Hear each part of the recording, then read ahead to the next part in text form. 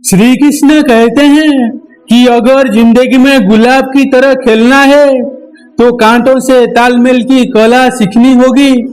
ये कभी मत सोचो कि आप कुछ नहीं कर सकते। हाँ, आप सब कुछ नहीं कर सकते, पर बहुत सी चीजें हैं जो आप कर सकते हैं। बस निर्धारित करो और अपना 100% दो। हर व्यक्ति का यह लक्ष्य है कि वो जो कर सकता है करे, जो बन सकता है बने, उसका भी जो सपना है वो पूरा करे। लेकिन इस समय जो भी है उसका सम्मान करे और खुश रहे। जो मिलता है उसका स्वागत करे और जो मिला है उसका धन्यवाद। अपने गुणों को पहचानिए, इससे आपकी नींव मजबूत बनती है। लेकिन अपने अंदर की कमियों को भी पहचानिए, इससे चरित्र मजबूत बनता है। जो दूसरों को माफ करते हैं वो खुद से प्यार करते हैं, क्योंकि उन्हें मालूम है कि ऐसा करने में दूसरों पर नहीं बल्कि अपने आप पर एहसान कर रहा हूँ और अपने जीवन में सुख समृद्धि ला रहा हूँ। यदि कोई आप पर भरोसा और आपसे उम्मीद करता है तो यह उसकी मजबूरी नहीं बल्कि आपसे लगाव है और आप पर विश्वास है कि कामयाबी सिर्फ वो नहीं है जो आप खूब पैसा और नाम कमा लेते हो, बल्कि कामयाबी तो वो है जब आप अपना लक्ष्य प्राप्त कर लेते हो। जो भी अपने असली आनंद में रहते हैं, भूखा इंसान सारी मर्यादा तोड़ देता है और पैसों का लालची इंसान इंसानियत भी छोड़ देता है। श्री कृष्ण कहते हैं कि कभी भी खुद को कम मत समझो। आपको भी उसी ईश्वर ने बनाया है जिसने दूसरों को। आप किसी से सलाह ले सकते हैं आगे बढ़ने के लिए और अपनी मंजिल पाने के लिए। मेहनत तो खुद करनी होगी। हाँ, मंजिल पाने के लिए आपको मेहनत तो जोश और जरूरत होती है, पर बुद्धिमानी से और सोच विचार कर आगे बढ़े। जो जल्दबाजी करते हैं वो गिर जाते हैं। जिंदगी में आगे बढ़ना है तो खुद पर भरोसा करो, दूसरों पर नहीं। जितनी बार आप गिरोगे उतनी बार आप उठोगे। अब ना किसी का हाथ चाहिए ना किसी का साथ। इंतजार करोगे तो उतना ही मिलेगा जितना कोशिश करने वाले छोड़ देते हैं। इसलिए इंतजार मत करो। तुम जितना सोचते हो जिंदगी उससे कहीं ज्यादा तेजी से भाग रही है। हार कभी मत मानना। हाँ, कुछ लोग हार मान लेते हैं, पर याद रखे कि पानी में डूबने से आदमी की जान नहीं जाती, बल्कि जान तब जाती है जब उसे तैरना नहीं आता है। इसीलिए हार मत मानो, बल्कि अपने प्रयासों में एक्सपेरिमेंट शुरू करो। असफलता का मतलब ये नहीं है कि आप जिंदगी में हार चुके हैं, बल्कि असफलता का साफ मतलब है कि आपको इसमें सुधार और संशोधन की जरूरत है। देखो, समझो और सोचो और फिर कोशिश करो। जब तक सफल नहीं हो जाते, रिश्ते मुट्ठी के रेत के समान होते हैं। जोर से पकड़ो तब भी सरकते हैं और ढीले छोड़ो तब भी। इसीलिए संभाल कर पकड़ो। किसी भी समस्या का समाधान इसी बात पर निर्भर करता है कि आपका सलाहकार कौन है। लोग तो आपके बारे में अंदाजा लगाते हैं, आप क्या है ये सिर्फ आप ही जानते हैं। श्री कृष्ण कहते हैं कि साथ रहकर जो छल करे उससे बड़ा कोई शत्रु हो ही नहीं सकता, और जो हमारी मुंह पर हमारी बुराइयां बता दे उससे बड़ा हमारा कोई मित्र हो ही नहीं सकता। सहारा इंसान को खोखला कर देती है और उम्मीदें कमजोर। अपनी ताकत के बल पर जीना शुरू कर दीजिए। आपका खुद से अच्छा साथी और हमदर्द कोई और नहीं हो सकता। जिसे इंसान की सोच और नियत अच्छी होती है, भगवान उसकी मदद किसी ना किसी रूप से करने आ ही जाते हैं। भाग्यशाली वो होते हैं जिन्हें समय और समझ दोनों एक साथ मिलती है, क्योंकि अक्सर समय समझ नहीं आती और जब समझ आती है तो उस समय चला जाता है। श्री कृष्ण कहते हैं कि समझदार व्यक्ति जब संबंध निभाना बंद कर दे तो समझ जाओ कि उसके आत्मसम्मान में कहीं ना कहीं ठेस पहुंची है। अपने भीतर प्रेम रखो और उसका सम्मान करो। इसीलिए नहीं कि मैं कह रहा हूँ, बल्कि इसीलिए कि यह तुम्हारा सौभाग्य है कि तुम इंसान हो। बस स्वयं को झांको और तुम पाओगे कि तुम्हारे भीतर भी कुछ ऐसा है जो किसी और के पास नहीं है। इसीलिए इस धरातल पर जन्मा हर मनुष्य बहुमूल्य है। यदि जीवन में दुख मिले तो उसका सामना करो, या फिर ऐसे लोगों में जुड़ो जिनके होने से तुम्हारा जीवन धन्य हो जाए। कभी हिम्मत मत हारा करो। एक बार स्वयं पर विश्वास रखकर आगे कदम बढ़ाकर तो देखो, रास्ते स्वयं नजर आते चलेंगे। यदि आपका विश्वास अटल रहा तो मंजिल भी आपका इंतजार करते नजर आएगी। यदि कोई कार्य अच्छा है तो उसे तुरंत शुरू कर दो। लोगों के बारे में मत सोचो कि लोग क्या कहेंगे, क्योंकि कमी तो लोग ईश्वर में भी निकाल देते हैं। तो आप क्या चीज हो?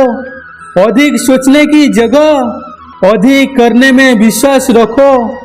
अधिक करने की जगह सही करने में विश्वास रखो, और सही करने के लिए आपको सही सोचना होगा। अतः कम सोचो मगर अच्छा सोचो। जीवन में पैसा सब कुछ नहीं होता। जीवन में पैसा बहुत कुछ जरूर होता है, और जो व्यक्ति बहुत कुछ को सब कुछ समझ बैठता है, अतः मैं उनके पास कुछ भी नहीं बचता। समय का उपयोग करके बहुत सा धन कमाया जा सकता है, लेकिन धन का उपयोग करके एक पल भी नहीं बढ़ाया जा सकता। अतः समय का सही उपयोग करना सीखे। लोहे को कोई नष्ट नहीं कर सकता, लेकिन लोहे पर लगी जंग उसे धीरे धीरे नष्ट कर देती है। इसी प्रकार कोई आपको हरा नहीं सकता, लेकिन आपकी गलत सोच आपको धीरे धीरे हार के द्वार पर खड़ा कर देती है। इसीलिए अच्छा सोचो और जीत जाओ। जीवन में उछलो तो ऐसे कि सारे आसमान को छू लो।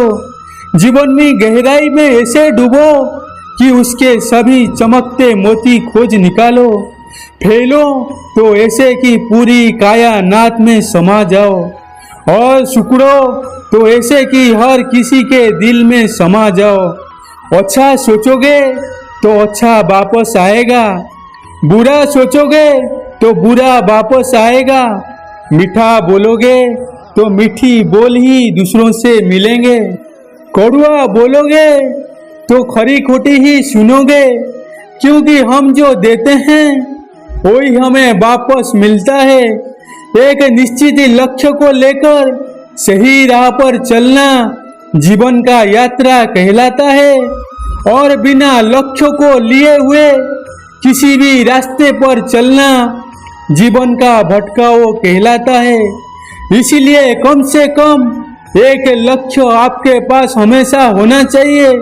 श्री कृष्ण कहते हैं, किसी भी कार्य में जल्दबाजी मत करो। जल्दबाजी आपको भटकाव की ओर ले जाती है। भटकाव से अच्छा है कि थोड़ा रुको, समझो और फिर चलो। आपका दिमाग एक भट्टी की तरह है जो हर समय आपके अनंत विचारों की ऊर्जा से गर्म रहता है।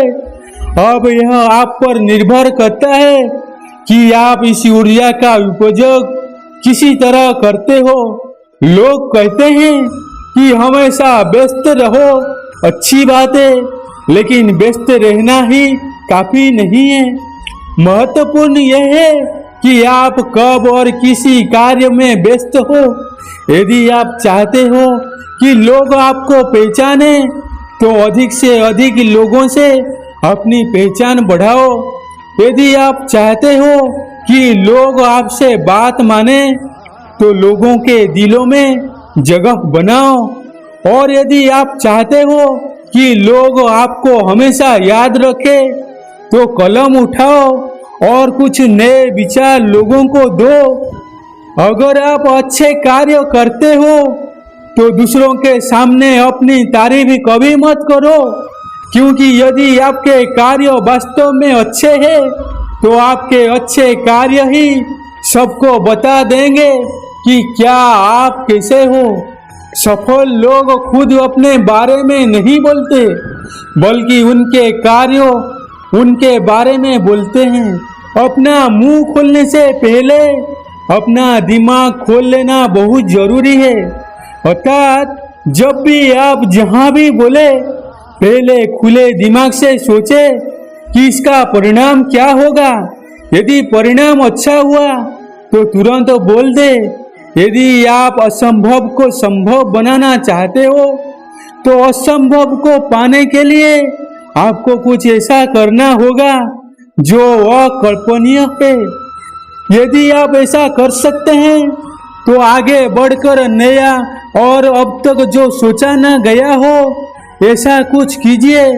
आज दुनिया को एक ऐसा इंसान की जरूरत है जो इस दुनिया को बदल सके। आप भी ऐसा कर सकते हैं। यदि आप खुद को इस योग्य नहीं समझते तो जरा सोचिए, अगर आप नहीं तो कौन, अगर अभी नहीं तो कब। जो भी हो आप ही इसे कर सकते हैं। अभी शुरू हो जाइए। यदि शुरुआत कर दो तो बीच में उस कार्य को किसी भी वजह से मत रोको, क्योंकि जब आप पीछे जाकर किसी दूसरे कार्य को शुरू करके फिर वही पहुंचते जहां आपने पहले वाला कार्य छोड़ा था। जरा सोचिए, इससे कम मेहनत और इससे कम समय में आप पहले कार्य को पूरा कर सकते थे। यदि आपसे पहले कोई और सफल हो जाता है तो घबराना मत, क्योंकि आप भी जानते हैं कि घर बनाने से ज्यादा समय बंगला बनाने में लगता है। श्री कृष्ण कहते हैं कि जब आप हार से मिली सीख को अहमियत समझ लेंगे तो आपका जीवन बदल जाएगा। जिस प्रकार एक वातावरण में केवल एक ही तरह की पेड़ पौधे उगते हैं, उसी प्रकार आप भी अपने वातावरण में ही एक ही अंश है।